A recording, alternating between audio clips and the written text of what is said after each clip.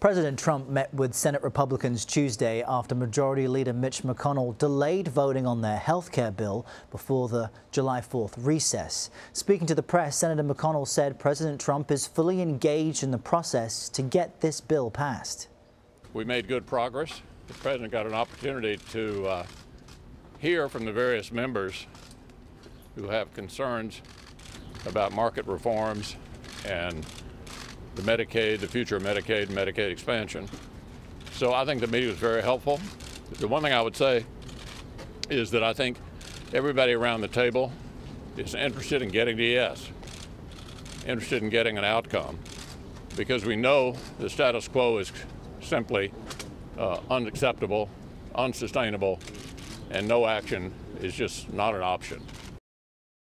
Associated Press White House reporter Ken Thomas joins us from the White House North Lawn. Ken, thanks for joining us today. Besides a handful of tweets, President Trump really relied on, it seems, Senate Leader Mitch McConnell to lobby his caucus for this health care bill.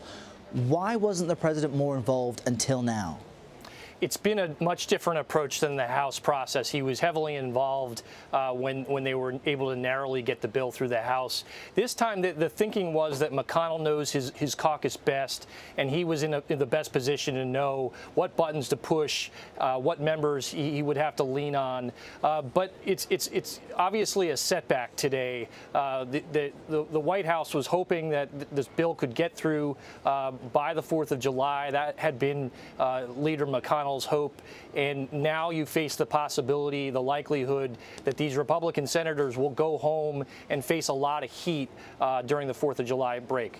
And McConnell reportedly told Republicans if they do not pass this bill, it will essentially force them to work with Democrats on fixing Obamacare. Why couldn't he get this across the finish line?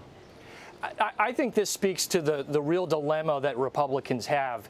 This is not a matter of appeasing certain conservative members or certain moderate members. If you look at the opposition, you have people like Ted Cruz opposed to the bill, Ron Johnson, a conservative from Wisconsin. You have moderates like Dean Heller, Susan Collins. So it's not a matter of just finding some way of placating one side or the other. It's across the ideological spectrum.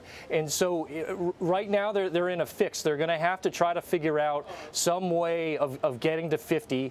Mike Pence would be the person to cast the tie-breaking vote. But it's going to be a real struggle over the next couple of weeks.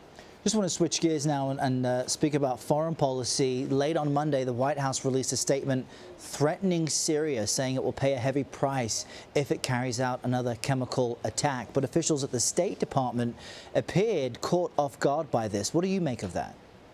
That's right. Many State Department officials told us that they didn't see this coming, that there hadn't been coordination.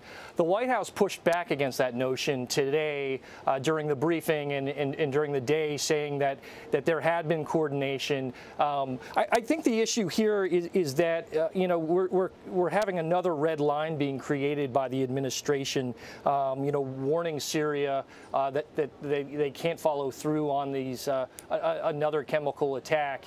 And this could really overshadow or factor into the G20 next week. The president is expected to meet with Vladimir Putin. Russia has been a backer of the Syrian regime. So it will be interesting to see how this plays out. And some wondered if the White House statement was meant to distract from what would be negative headlines on healthcare today. We know the White House also has been trying to have these themed weeks to distract from Russia headlines, this being Energy Week, after Workforce Week, and Infrastructure Week before that. Is the look at our agenda, not other headlines like Russia approach, working, do you think? They're certainly trying. Energy Secretary Rick Perry was at the White House briefing today. He answered questions from reporters for well more than a half an hour. You also have the president going to be at the Energy Department tomorrow. He's going to make a major speech on energy policy on Thursday. There's a real push by the administration to promote nuclear power, natural gas, that sort of thing. But I think like you say, it speaks to the difficulty that the administration is having in getting traction for some of these other issues that are not related to health care. And it also speaks to the overhang, the cloud, if you will, that the Russia investigation is having over the policy push by this administration in its first year. And you mentioned Secretary Perry at the White House press briefing. He also called for a debate on humans' role in causing climate change, despite the scientific evidence proving that humans overwhelmingly are responsible for it. He said he didn't know President Trump's stance on the issue either. And this, of course, comes after President Trump announced a departure from the Paris Climate Accords. What do you make of that approach?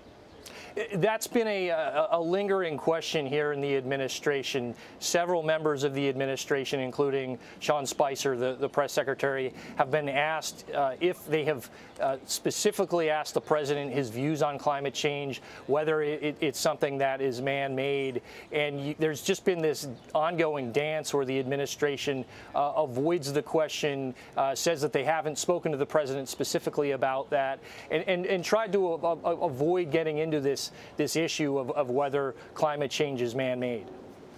All right, Ken Thomas, White House reporter for the Associated Press, joining us from the North Lawn. Thanks a lot, Ken.